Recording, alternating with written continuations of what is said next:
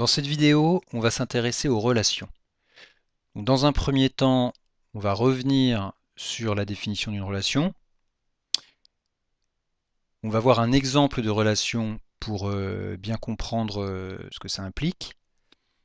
On verra donc dans ce cadre les non-correspondances. Qu'est-ce que c'est et puis comment les combattre, parce qu'on verra que ces non-correspondances ne sont pas souhaitables. Et on verra que pour les combattre, on peut utiliser l'intégrité référentielle qui correspond à un gendarme. Et on verra que ce gendarme, eh bien, étonnamment, peut être notre ami. Alors, la relation, déjà, dans quel contexte on va la rencontrer et l'utiliser? Eh bien, dans le MPD. Donc, je vous rappelle, c'est le modèle physique de données, donc ce qu'on obtient en dernière étape quand on conçoit une base de données. Ici, vous visualisez deux tables, SAL et UC, qu'on a précédemment créées dans une vidéo précédente. Donc deux tables qui contiennent des attributs. Et on a vu que la relation, eh bien, elle se fait entre id sal dans la table sal et id sal dans la table UC qui vont apparaître dans quelques instants. Alors, la relation, c'est quoi? Bien, en fait, c'est la mise en correspondance de deux champs.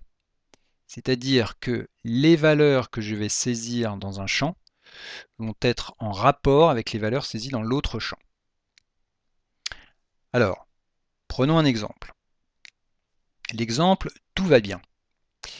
J'ai donc dans ma table sal, donc là je vois le contenu de cette table. Alors vous voyez, je n'ai pas mis tous les champs, tout simplement parce que je n'avais pas la place.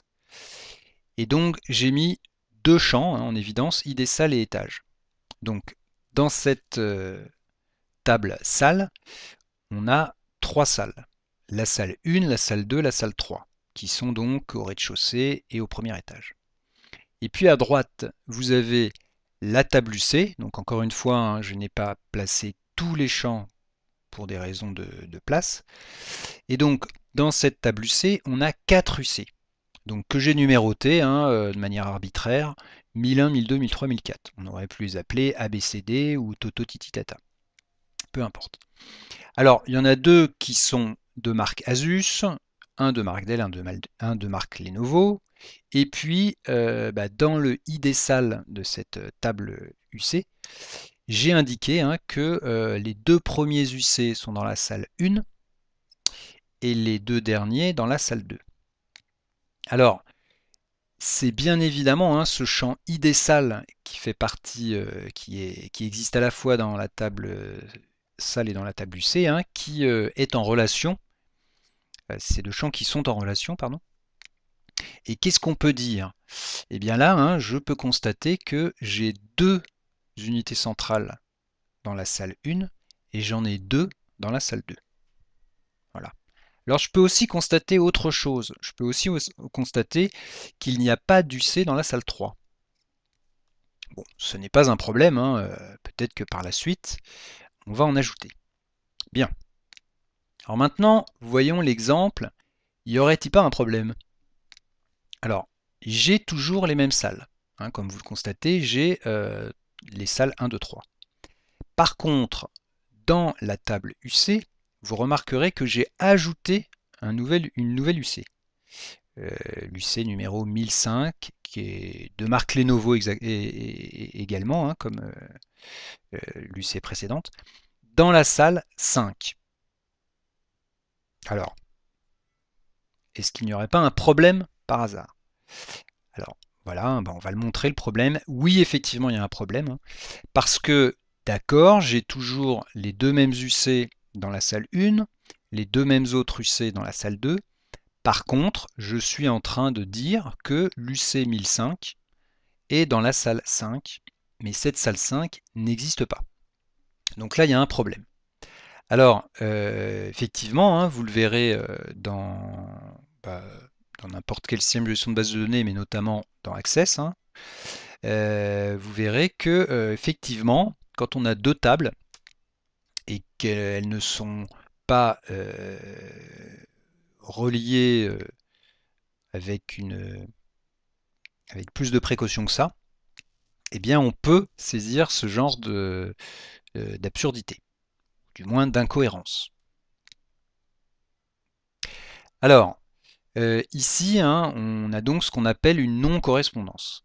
Mais en fait, si on regarde bien, eh bien, il y a deux lignes qui sont en non-correspondance. Il y a la ligne de la salle numéro 3 dans la table salle, et puis il y a la ligne de l'unité centrale 1005 dans la table UC. Donc il y a deux lignes sans correspondance dans l'autre table.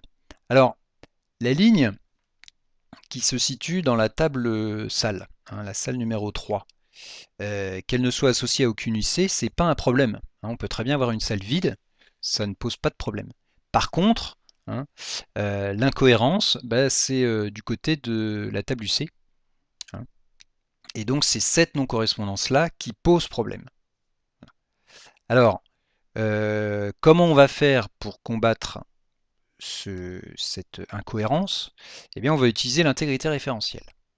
Alors, permettez-moi de faire un petit parallèle. Hein.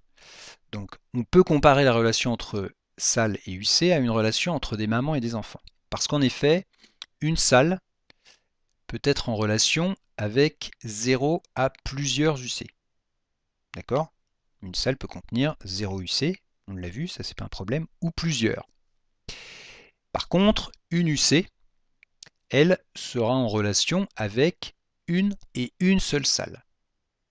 Il faut absolument qu'une UC soit dans une salle, et elle ne peut pas être dans deux salles, et elle ne peut pas non plus être dans 0 salle. Et bien de la même façon, hein, une maman peut être en relation avec 0 à plusieurs enfants. D'accord? Une maman, elle peut avoir 0 enfant, et puis elle peut en avoir plusieurs. Par contre, un enfant, il ne peut être en relation qu'avec une et une seule maman.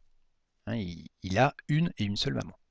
Donc la relation entre salle et UC, hein, c'est une relation qui peut être comparable à la relation entre une maman et un enfant. Entre des mamans et des enfants, pardon.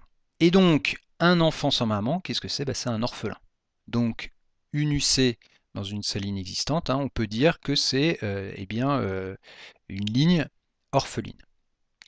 Et donc, l'intégrité référentielle, hein, va consister à empêcher la création d'orphelins dans la relation entre les deux tables. Ça veut dire quoi? Ça veut dire que on verra que la relation, on pourra lui appliquer une option qui est l'intégrité référentielle, et donc ça empêchera la saisie d'unités centrales dans des salles qui n'existent pas.